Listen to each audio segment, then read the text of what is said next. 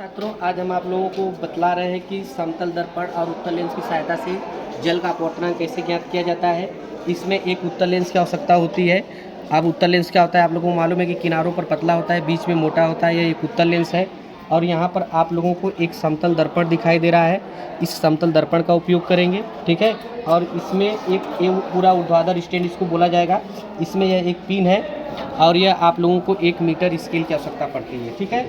आइए हम आप लोगों को दिखलाते हैं कि जल का अपवर्तनांक कितना होता है, ठीक है। इसको हम लोग प्रयोग करेंगे और जल का अपवर्तनांक जो 1.33 प्रयोगों द्वारा माना गया है उसको हम लोग निकाल कर दिखाएंगे।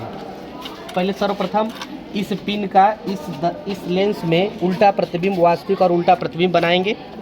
और इसको बनाने के लिए आप लोग ध्यान से देखिए, आप लोगों को बना कर भी हम दिखा देते हैं। और इसको बनाने के लिए आप लेंस को दाएं बाएं खिसका सकते हैं, पिन को ऊपर नीचे भी कर सकते हैं।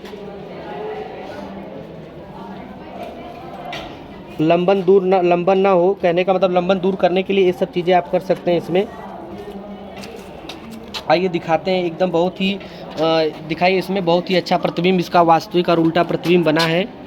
एकदम पूरा आपको दिखाई दे रहा है कि हाँ देखिए, इसको दाएं बाएं खिसकाइए, इसको दाएं बाएं करिए, बस रुक जाइए, रुक दीजिए। हाँ, इसको दाएं बाएं करिए, देखिए एकदम उसका उल्टा प्रतिबिंब आप लोगों को एकदम दिखाई दे रहा है। दोनों पिने एक साथ दाएं बाएं मुड़ रही हैं, ठीक है। अब ये जो होता है, ये जो जितने पर बन रहा है मीटर स्केल, लाइए आप लोगों को हम दिखला रहे हैं कि ये जितने पर बनेगा इसको हम मीटर स्केल से नाप लेंगे और इस लेंस से इस पिन के बीच की दूरी नापेंगे। तो लेंस से पिन के बीच की दूरी को हम स्मॉल ए से डिनोट करेंगे। देखिए कितना पे दिखाई दे रहा है, 21.4। आप ए का मान लिखिए, ए का मान 21.4।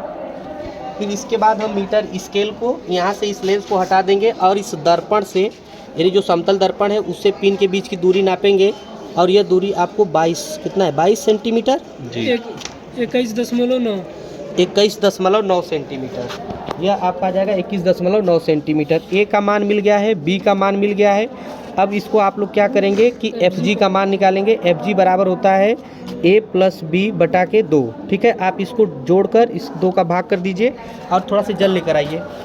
अब इसके ऊपर हम क्या करेंगे कि जल रखेंगे और जल रखने के बाद पकड़िए इसको, इसके ऊपर जल रखने के बाद फिर उसके ऊपर लेंस रखकर दोबारा प्रतिबिंब बनाएंगे, ठीक है।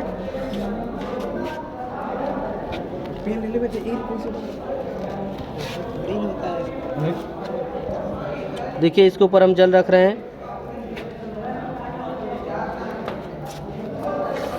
जल रख दिए। अब इसके ऊपर लेंस को रख देंगे, ठीक है।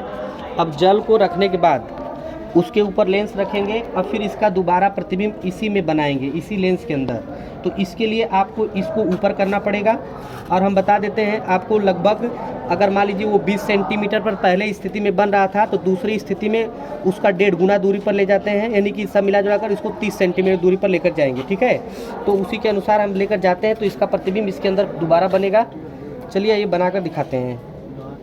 और बनाने के लिए आप इसको ऊपर नीचे दाएँ बाएँ इस लेंस को आगे पीछे कर सकते हैं लंबन दूर करने के लिए। अभी इसमें थोड़ा सा लंबन है, देखिए इसका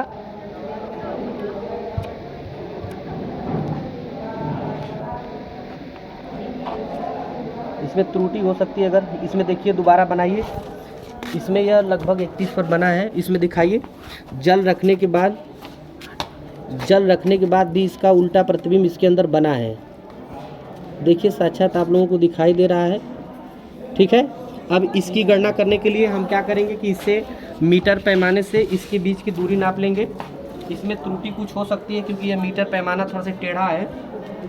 आप लोगों को देखिए कितने पर जा रहा है, 31 दशमलव कितना है, 31.7 सेंटीमीटर। या एफ का मान होता है, एफ का मान रखिए, एफ का मान 31 दशमलव कितना हो गया, 7। पकड़िए। अब ये पूरा आप लोगों को दिखाई दे रहा है कि आपको एफ का मान मिल गया है।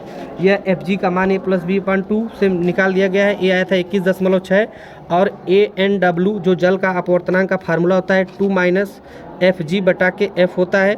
ठीक है। 2 माइनस एफ जी का मान आप लोगों को दिया है कितना, एफ जी का मान दिया है 21.65 अपान इसका जो दिया है एफ का मान यह है 31.7। आपको क्या करना है, 2 माइनस 21.65 में 31.7 का भाग करेंगे, जो भी मान आएगा उसको 2 में से घटा देंगे। अगर इसका मान 1.33 के लगभग आ रहा है, ठीक है, 1.3 लगभग इसके आसपास आ रहा है, तो इसका मतलब आपका जल का अपवर्तनांक बहुत सही निकाले हैं, आपका प्रैक्टिकल एकदम सही हुआ है। इस तरह से हम लोग जल का अपवर्तनांक ज्ञात करते हैं।